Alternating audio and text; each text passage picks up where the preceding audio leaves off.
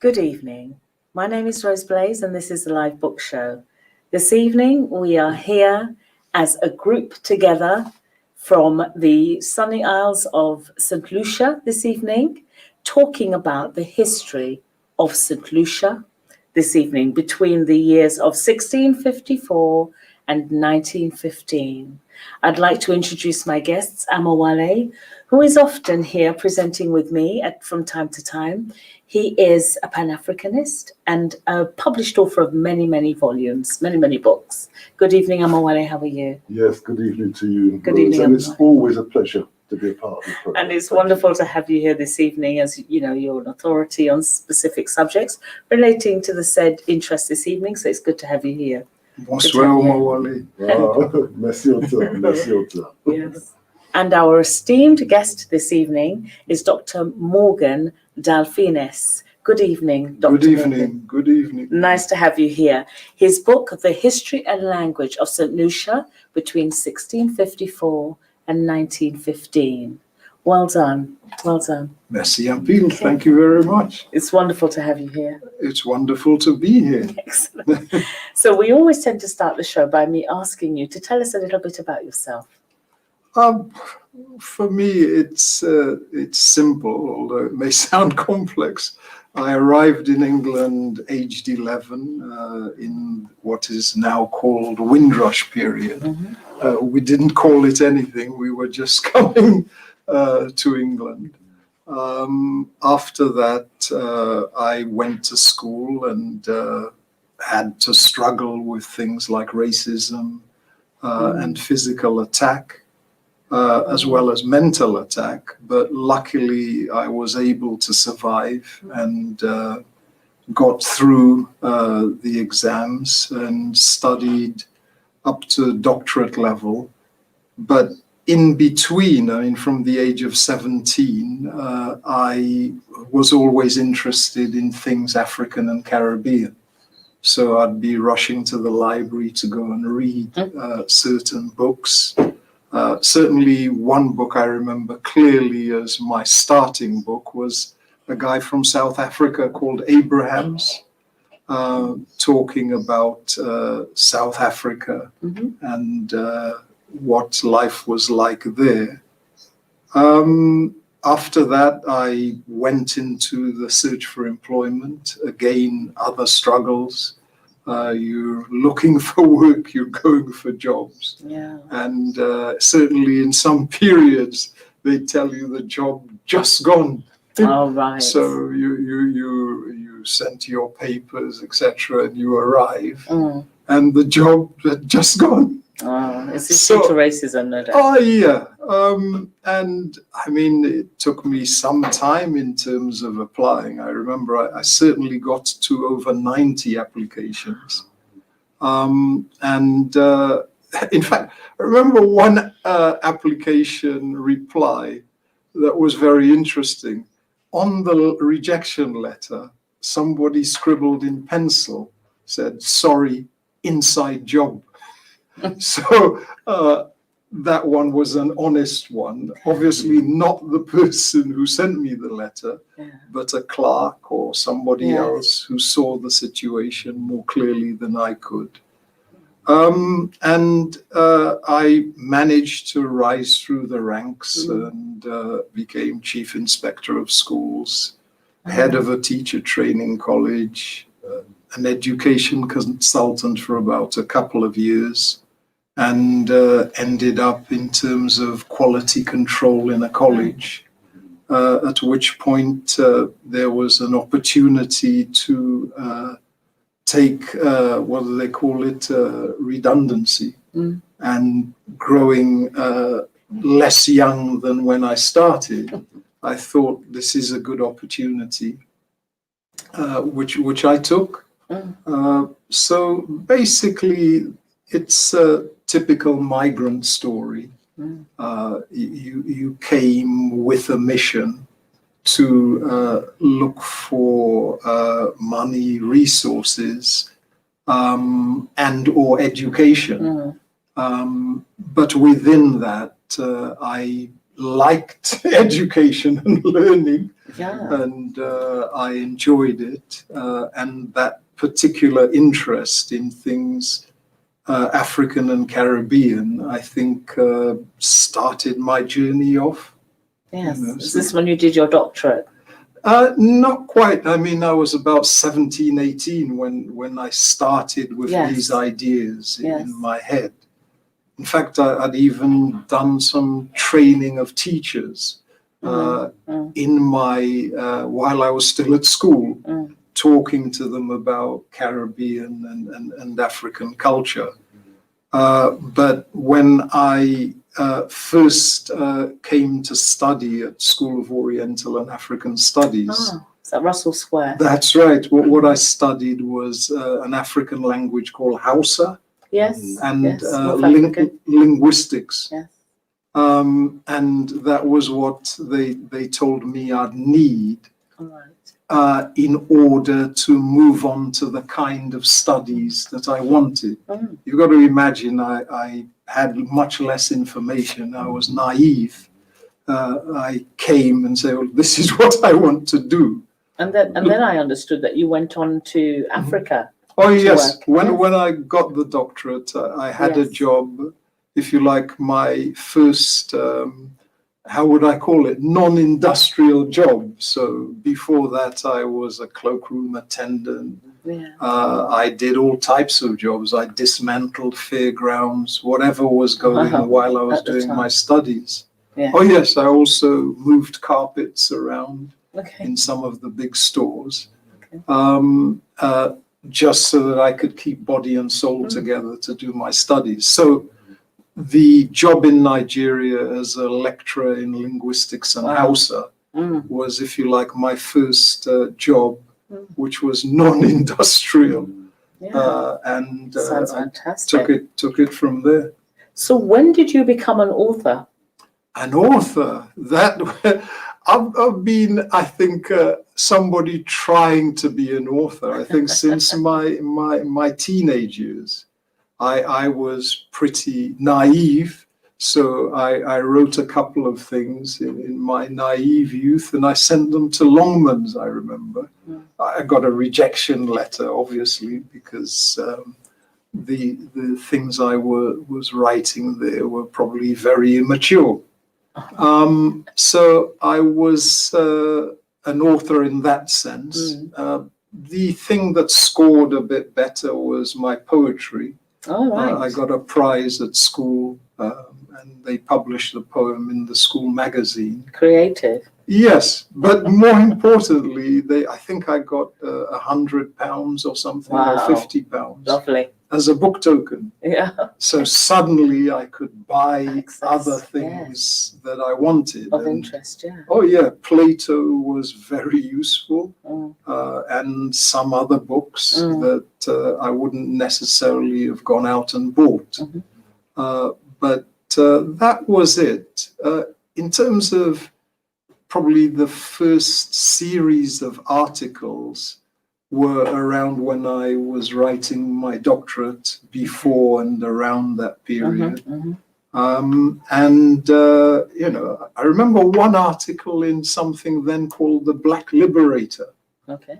in which I think it was a Marxist journal, but they were kind enough to publish my article on the African elements in Caribbean Creoles. I did also do some other talks on the then BBC Caribbean service. Okay. So I did a number of talks which went to the Caribbean. People think of writing as being the only form, but I think that in speaking about something, it helps you get your thoughts in some kind of structure. Right. In that way. So I'd say in terms of intention or aspiration, that must have been at least from 17 onward. Wow. In terms of, he's actually getting articles published, I'd say probably more in my 20s. but all of this prepared you for a time such as this. Oh, yes. Because this book has a large portion of third-party information, but good in that it's very informative. Thank And you. a lot of the work you've done in terms of your dissertation, I recognise, is here, which is informing and evidencing what you've written about. That's So right. tell us a little bit about this book before we move forward for a wider discussion. Well, the book takes information from all of my articles and my doctorate, Right. and also, funnily enough, my MBA, which I did after my doctorate, was a kind of business analysis. Yes. So that came together looking at the sources that I'd read. And the sources I'd read were from 16-something. 54. Yeah, to 1950. to 1915. Yeah. So I'd looked Wow. at the sources in the Gambia, the archives in Senegal, some of the records in St. Lucia, particularly in terms of the Catholic Church. And also the main drift of the information was the Public Records Office Right. in London. And all of those provided me with the information in which basically what I want to do is provide St. Lucians and Caribbeans with that information so that they can make a better assessment of our collective history. Right. Okay. Other than that, Understand. we have views of ourselves which only have got to do with Britain or Other France. people's views of us. Other people's views. Yeah. But being able to look at the records, I was able to extract, well, what is happening What to actually us? happened. What are the voices? Right. I mean, one of the things that I remember clearly is a St. Lucian who is being recorded by a Frenchman in a letter to his relative in France. And the Frenchman is saying that when the end of slavery was declared in St. Lucia, this ex-slave in St. Lucia says, ça pou fè, si wen sa la ka badine beche, li pa ka badine neg. Hey, what to do if this queen of theirs will tell lies to white people? Will they not be telling us lies and telling us that we are free? Wow. Now, you would not get that until you went into the record and then saw, well, this is the voice of the person at the time. And it's wonderful, actually, that you're speaking the Creole now, Oh, so yes. that our viewers can hear and some of us understand. And it's very nice of you to have interpreted in English as well. I mean, I really enjoyed reading the book because, again, it was very informative in terms of giving me a history of the migration of Africans into the Caribbean and the impact they had on, the lifestyle, the culture, the socioeconomic path leading forward. You tell the story of the Arawak and the Caribs. You tell the story of the Haitian and French revolutions, and it goes on and on. So that was so beautiful. And I know, Omawale, that you're an authority on that, on the Haitian Revolution. So we're going to really enjoy the conversation we're going to have. And what I'd ideally like us to do, actually, before we move forward, I'd like you to tell us a bit more about the front cover. Tell us why we have two what appears to be very angry men. Who are they? Well, it's by a very good St. Lucian artist, who wrote it, Henri Smith, very good artist. Right. And basically what I said to him I wanted was what he gave, which is to give us a view of the conflicts in St. Lucia. Yes. And some of the conflicts had to do with those who were for slavery in St. Lucia, mainly the mulattoes and the whites, and those who were against slavery in St. Lucia, the Maroons and the French revolutionaries. Yes, okay. So this is something which also evolves into the St. Lucian flower societies. We've got two flower societies, La Woz and La Magawit. The Magawites are basically Anglophiles. Okay. The Lawazis are Francophiles, Right. but not French royalty, Mm. French revolutionary. Right. So these aspects Mm. are in St. Lucia. So Right. one of our great singers, Cécenne, sings a song where she says, Wadlo ja chwe mama, Wadlo ja chwe papa, Wadlo kon avie kana mawen. Wadlo, the king of the water, the British, has killed mother, has killed father. Right. It's like a kind of a savage duck. Right. Yeah? Okay. Because these are experiences of people who've gone into the St. Lucian Hills Mm. and then went and fought against the Planter Society, Okay. succeeded in overthrowing that society, setting up a guillotine in Castries, the capital, and another guillotine in Soufrière, and chopping off the heads of our then masters. So the book is giving you the social tensions in the society. Very much so. I noticed that, and I actually was quite surprised at the level of tension and conflict between slave and slave master, the killing of the slave master, because I don't know, I had it in my head that slaves were more compliant, more subservient.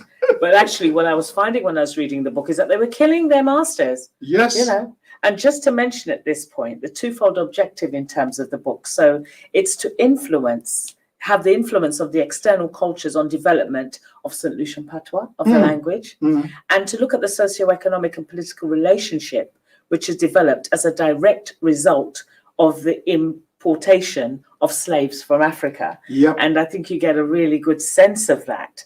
So I'd ideally like us to start a conversation about that within the book, looking at the migration of Africans via the slave trade into the Caribbean. And I'm wondering, Amuale, if you can start, your understanding of that, because I know you've written quite a few books now, so, of which you've come and we've had interviews about. So give us your version about the migration of the African slaves into the Caribbean and the impact of that. I suppose the vantage point I'd come from is that African people were stolen and brought over. Right, stolen. So I don't acknowledge this term of Africa of slaves. Right. Okay. We are African people. That's right. the first Okay. thing. And there were enslavers, who some people call slave masters. But I recognize them as enslavers. And I suppose where I would start, if you read Walter Rodney's book, How Europe Underdeveloped Africa, in that book he has a table in there. He's gone away and he's done a population census. He's done some scrutiny of the population census, and I can't remember the exact dates, but I believe it's something like 1701. He does a population census of Africa and Europe, and then he fast forwards to 1801. No, sorry, 1651. Yes. And then he fast forwards to 1751. In 1651, the population of Africa was 100 million, according to the census figures that Walter Rodney investigated. Right, investigated, yeah. The population of Europe was also 100 million. So Africa and Europe had essentially the same population. Really? Yeah. And then when you fast forward 100 years, he brings out the figures again. And the population of Africa is 103 million. Yeah. So, we've had an increase of 3% over the course of, 100 years. The population of Europe is 400 million people. Really? Yeah, 400 million people. Wow. So the question becomes, where did those people go? The African family. From, more like. Where did they go? Yeah. No. I'm talking about the African population. Yes. And in contrasting it, what I would say is we would expect the African population, undisturbed, to be at least 400 million. Yes, In fact, we would expect it to be more of course. because, you know, we are more successful in reproducing. And We have we're larger families. larger land mass as well. So the expectation ideally is that we would have had more people to begin with. For sure. Surely. So how is it that we increase by 3%? Yeah. And Europe increases by 400%? Prejudice. Well, that has something to do with the migration issue that you've just raised. Right. You know, okay. apart from those of us that were killed in the millions upon millions upon millions, you know, we have a pocket of us in South America, Brazil and other parts of South America, a pocket of us in the Caribbean, a pocket of us in North America, even some in Europe. And we're just talking about the ones that survived. And also some in India. Absolutely. Yes, and China. The influence of the Arabs. Absolutely. Some in China, Yeah, etc. that's right. In prehistoric times, people who've moved as far as Philippines, Papua New Guinea, etc. Absolutely. Australia as well. And Australia. Yeah. So due to prior migration and prior African history, that has had an influence of human beings leaving Africa early on, and then depopulation through the impacts of colonial rule.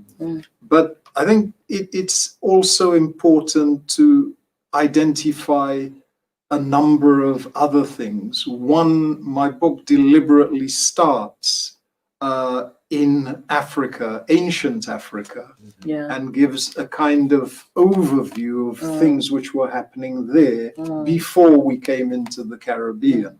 Do you want to elaborate on that a little Yeah, bit? because some things which we discuss now with great heat, such as one, the question of vegetarians, vegans, and meat eaters. In Africa, so many million years ago, we stopped being vegetarians and became meat eaters. Not all of us, but that kind of difficulty or differences in diet issue has been as ancient as us. When you come down to the issue of women and women rulers in the Meroitic kingdoms and others, the leaders were women. So again, that issue, which at times we're grappling with now, that's ancient African history. Yeah. When we talk about the issue of class, etc., it's interesting for me that Sunjata was basically somebody who was physically disabled, and that counted against him before he became king. That Shaka Zulu was not legitimate, and others were basically descendants of slaves. So the issue of power and who wields it within the African setting was one in which at least you couldn't be stopped, or some were not stopped, becoming overall rulers because of social caste systems. But from then on, I move on to things which are more related to the Caribbean. And I expand from there purely into St. Lucian history, because one of the impacts on us is some of the expansions and wars in Africa itself. So in the St. Lucian case, the Tonjon, i.e. the bodyguard caste, had overthrown the Wolof royalty. So those who were moved from there into St. Lucia at the time would have been deposed royals. At the same time, you had the expansion of the Mandinka Empire. Again, many of the people who were, if you like, beaten in battle would have ended up in early St. Lucia.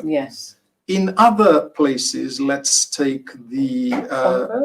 no, I was thinking more about the people from Ghana who ended up in Jamaica.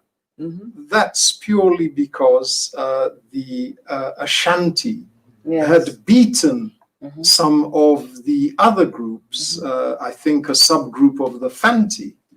And again, those people who were beaten in battle ended up there. Mhm. It annoyed the Ashanti because that group had gone and killed one of the Asantehene, one of the rulers. So they swore blood oaths that they would get their revenge. So the causes, before we get into the slave trade, are partly empire building within West Africa. And then, A critical one, though, one I remember well, is the issue of Fulani expansion. Why is it that nearly all of us know the word juk? Him juk me? Yeah. Yokabalia juk. Yeah. They gave me a poke and stab. It's a Fulani word meaning joka, meaning the same thing. Now, if you note Fulani expansion from 1700 onwards within West Africa, it's interesting that that word is widespread in the Caribbean. It wasn't there by accident. So before that kind of migration into St. Lucia, these are some of the conditions within West Africa, including the building up of the Congo. But you were saying something. No, I was going to say, you also spoke about the Igbo tribe and the fact that they'd gained dominance in the transatlantic battles as well, and the trade itself. And then you went on to then speak about, in terms of the migration happening, so thank you for that, because that gave us some context. You then started to speak to us about the languages, the impact in terms of the French and then the English and the languages. Oh, so could you talk to us a little about that? Yeah, about because if you take the first ones into St. Lucia, these would have been Mandinka and Wolof. The reason being, the first governor of St. Lucia, their prior job was governor of Senegal. Right. And the same company ruled both places. So they took the people there into St. Lucia. And as a consequence of that, some of the initial structure of St. Lucian Creole comes from Mandinka and Wolof. So that when all of us say things such as la mei, la mea, la poa, hand the, skin the, chaise la, tabla, table the, chair the. It's no surprise when you go into Mandinka, it's bung o, hand the. Oh, right. When you go into Wolof, same thing, sungut o, girl the. Oh, right. So the initial structure is set up by the initial people. Yes. In the same way that the initial structure of English is actually Germanic. Yeah, those were the some morphology, as you'd say. Yeah. The morphology was struck up there. Yes. So later on, you've got other groups coming in, such as the Arawak and the Carib, and they leave some of mainly flora and fauna items, such as lebiche, which are kind of sifters made from sponges from the sea. But they taught us some of their words. Even some of the word li, with a French influence in it, also comes from Arawak. So you get convergence. So you get that group of people then coming in. But what I'm really saying is the Africans set up the grammar, and the other people who then come along are the people who contribute words. So after the French, who dominated St. Lucia for a long period, have left many of their words, just as in the same way that about 60% of English is French. Yes. Yeah. Yes. Because of the French domination after 1066 in Britain. Yes. So later on, in about 1800, the British take over St. Lucia. And you then have in St. Lucia words which are quite clearly English. So we don't say le lecteur or le professeur in St. Lucia, professeur. We say teacher. Okay, because Yes, by the then English influence. the new influence and the new power is coming in. Okay. You also have got, let's take in terms of the Carib Arawak, some of the Caribs mixed with us under policy that the enemy of my enemy is my friend. So they joined us as Maroons and fought against the British and were particularly successful in St. Vincent. But in their use of Creole, you'll find something like mun, coming really from muntu, which is the singular for Bantu. Okay. Okay. Interesting. So the black people and the Caribs merged together at one point in this migration and then fight what were considered joint enemies. But certainly as we move from St. Lucia down to St. Vincent, the neighboring island, they were very successful against the British. So the British, after defeating them, deport them to Honduras / Belize as black Caribs. Interesting. So, wanting to talk about land, occupying lands, please, I mean, I know that you had spoken about this in the past, so yes, give us your view on these things as well. Well, actually, what I really wanted to do was to just share a personal experience and ask you to comment on it. All right, yeah, go ahead. No, go ahead. Because Go ahead. As long This as is it's a not too conversation. Mali, talk. I've had the good fortune to visit Senegal. And in the oral history of my family, I'm told that my mother's lineage comes via Senegal and via Ghana. Okay. Yeah, so this has been maintained in the oral history of my actual family. When I visited Senegal, and I'm not a French speaker, I spoke my mother tongue. Okay. I spoke what some people call Creole, what other people call Patois. Yeah? It wasn't widely understood.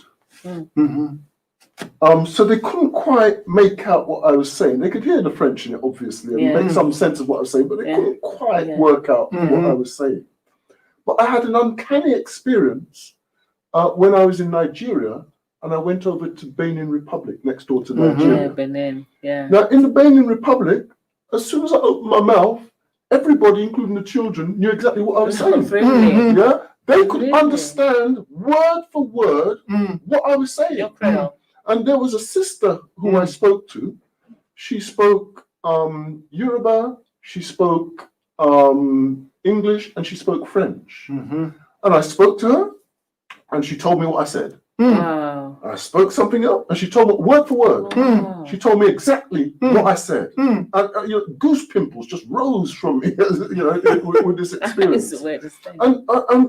And she explained it to me this way. She said, "You're speaking French and Yoruba." This is the way that she received it. That's right. Yeah. And I was astounded because I've always wanted to know, where does my language come from? And she explained that she can understand everything that I say, but they don't speak it, if you see what I'm saying. They can piece it together. They can take the two languages, they can hear what's being said, and they can piece it together, and they can piece it together instantly. But they themselves will not use the language and repeat it. And it just seemed to me to fit so well with what you're saying. I would just ask you if you have a further explanation for that. One thing to know is that there was a kind of creolized French spoken on the West African coast called Petit Nègre, okay? Particularly in the colonies of the French. So you may have that experience. The other experience is that because the Creoles are structurally African, the kind of jump to getting some level of understanding is far easier. So if somebody says, "Mwen ka vini," I am in the process coming, okay? Or if somebody then said to you in Chui Mereko, I in the process coming. Okay. you would then see that the transition between you all isn't that far. So similarly, if we were speaking English Creole and French Creole, we won't necessarily see the link until we go to the grammar and think it through. Right.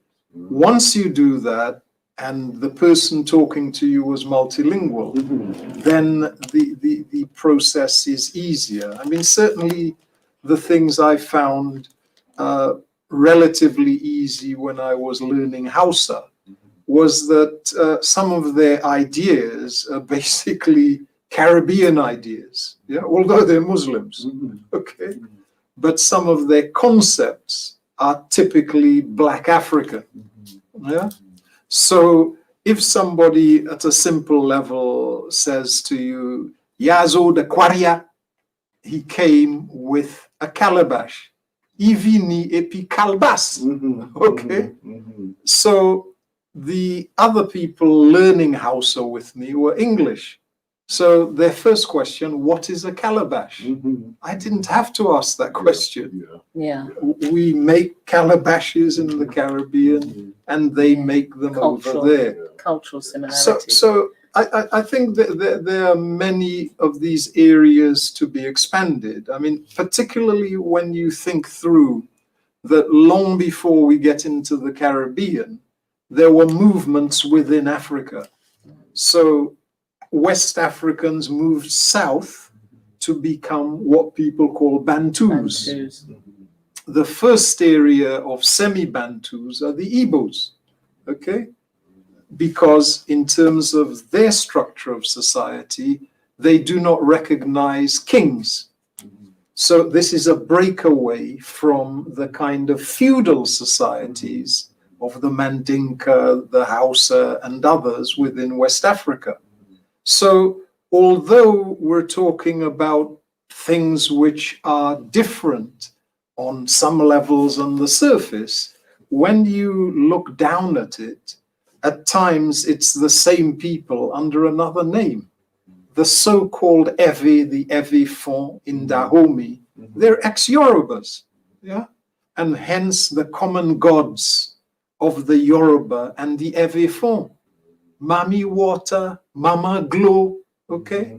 All the same. The Yoruba Orisha, okay? And all of those things are things, if you like, that can be reference points. But at times there are things which are different. I mean, I remember a friend of mine, he's from St. Lucia too. He was doing his doctorate on rice farming in the north of Ghana. And he said for a while he was hearing only African languages around him.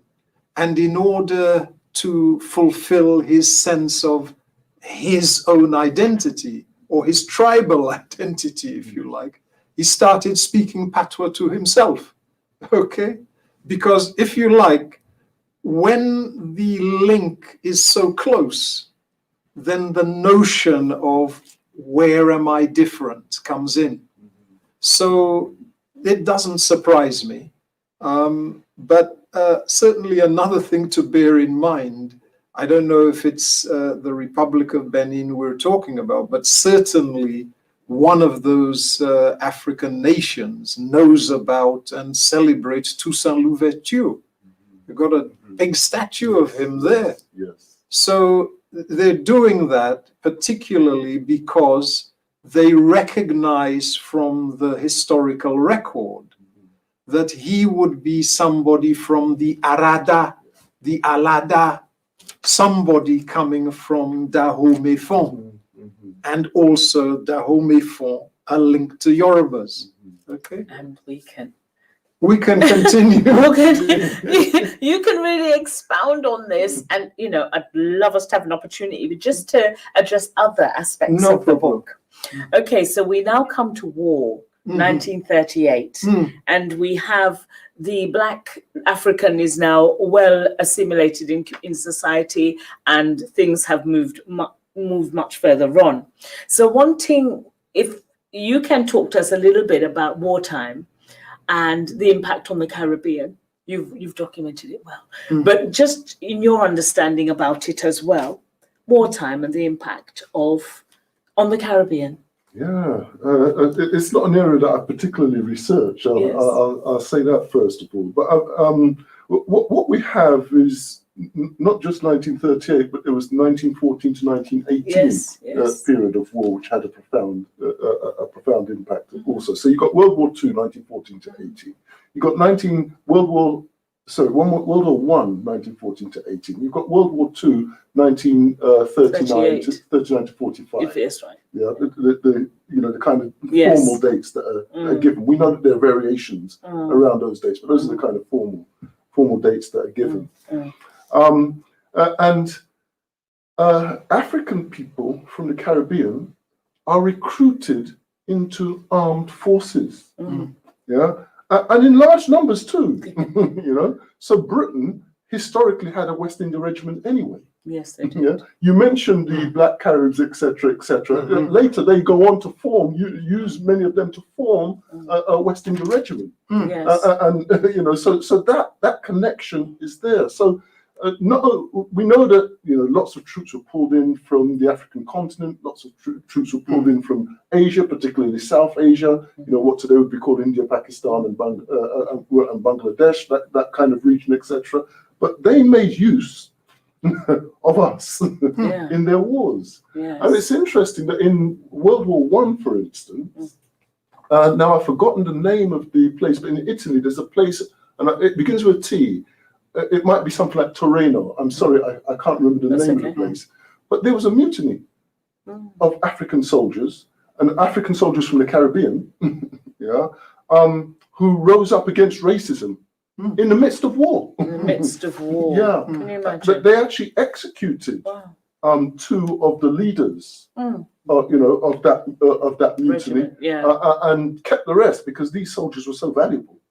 They were such warriors, such brilliant warriors, that they allowed them to live in order that they could send them to places to go and die for them, rather than die in gallows or as part of a firing squad. Yes, yes. So there are these kinds of experiences, but there are also experiences that expand slightly beyond that. So, for instance, when you have soldiers who are coming back from war, who have risked their lives on the battlefield, who have seen Europeans dying on the battlefield, they come back with a new strength, a new kind of invigoration, and they stand for their rights in a much firmer way.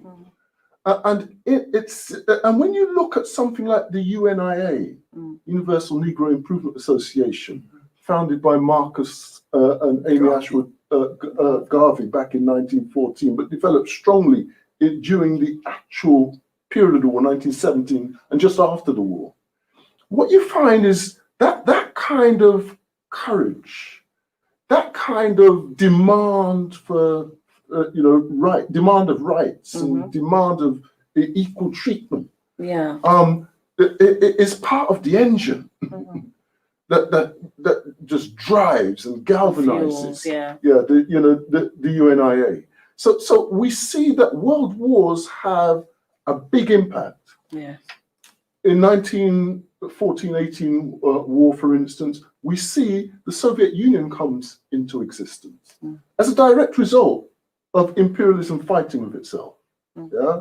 In 1945, we see India coming into existence in 1947, immediately after World War II. That's not coincidence, it happened because of it. We see China, the Chinese Revolution, coming to fruition. Again, because as imperialism weakens, the people who it's holding down as colonial fodder, if you like, then begin to rise up. Yeah. And of course, it's relied on those people to provide it with soldiers to go and kill what it perceives as its enemy at that point in time. So it has a world-shattering effect. And of course, African people are not immune from that. Whether we're African people in the Caribbean, whether we're African people in Africa itself, we're not immune from that. And then we begin to see how a great wave of independence happens throughout Africa, but it's also happening in the Caribbean.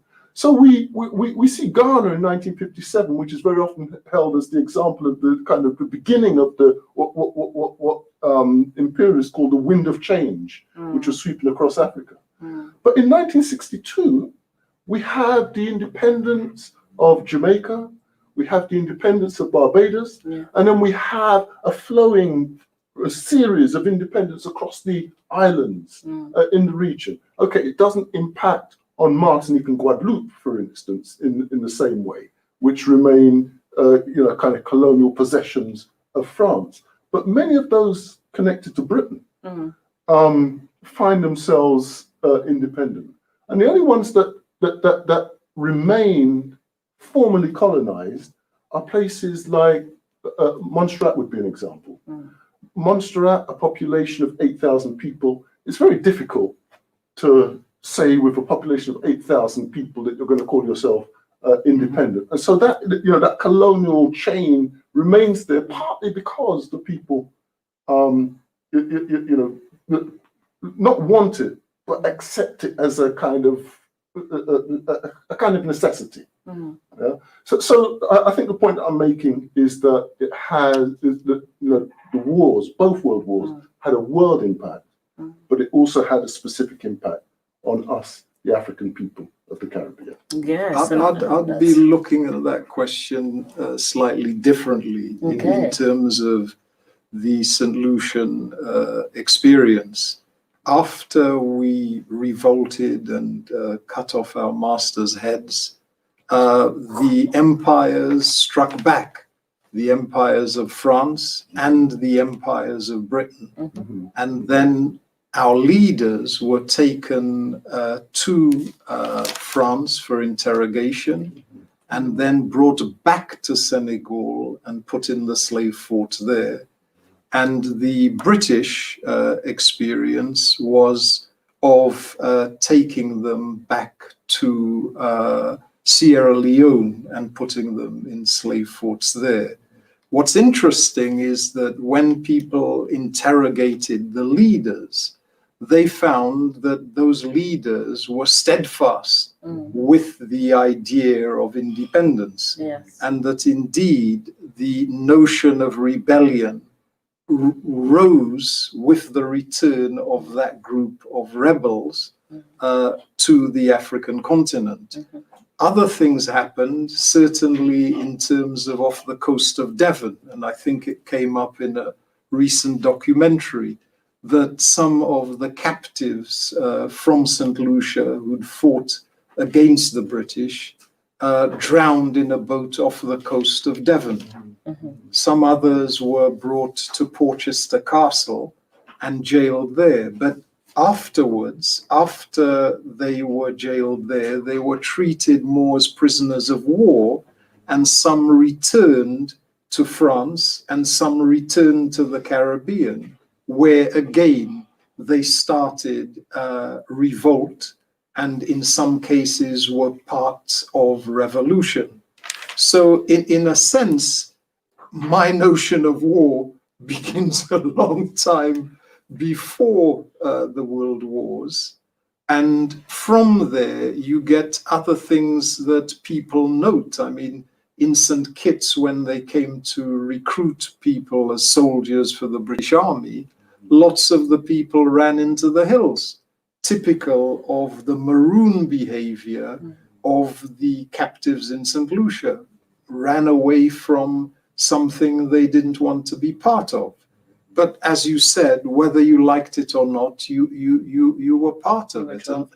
And certainly my grandfather, he was arrested in World War I in Berlin because he was quote unquote British and he shouldn't be there as far as the Germans were concerned. So he's jailed.